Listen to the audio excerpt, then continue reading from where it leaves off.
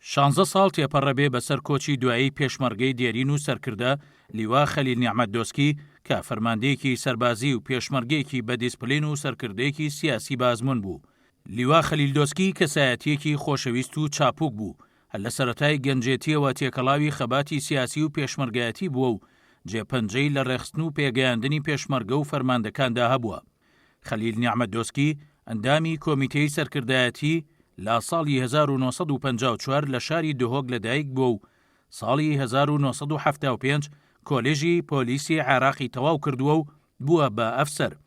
ساڵی 1970 پەیوەندی با ڕێخستنەکانی یەکێتی نیشتیمانی کوردستانەوە کردووە و ساڵی 1985 بووە بە پێشمەرگە و کراوەتە ئەندامی مەکتەبی عەسکەری یەکێتی.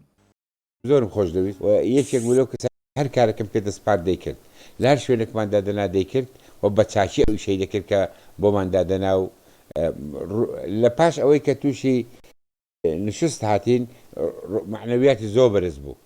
لەو کەسانە بوو کە لایەنگری دەرەجە پێدانی خەبات و خەباتی شۆڕژێرانە بوو و لایەنگری ئەوە نەبوو کە بڵاوی پێ بکەین و یان شێوەی خەبات بگۆڕین.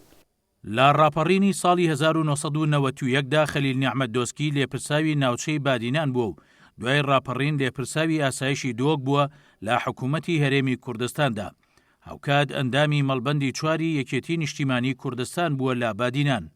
بۆ هەر ئیشێکی بتن کە پێویستی ببێ بە هەر کەسێکی باش شەڕەت ڕەنگی لەسەرەکە من خۆم حەزکەرم ئەوەی باش بتن ئیشی باش بکێتن با ئیخلاسی بکێتن بە پاکی بە دەستپاکی بە دەرمەن پاکی بە هەموو ئەو سفادان کە باسمان کرد و شەڕەت ڕەنگی لەسەرەکەن چ لە دەستم بێت تەقسیم بن ئەوەی خراپەی بکێتن بەفە چ لە دەستم بێت خراپەی لەگەڵەکە.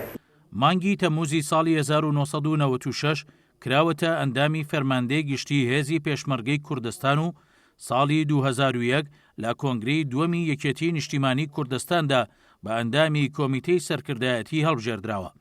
ماوەیەک وەزیری گواستنەوە و گەیاندن بووە لە ئیدارەی سلەیمانی حکوومەتی هەرێمی کوردستان و لە ڕێکەوتی 29 شوباتی ساڵی 2004 بەهۆی نەخۆشیەوە کۆچی دوایی کرد.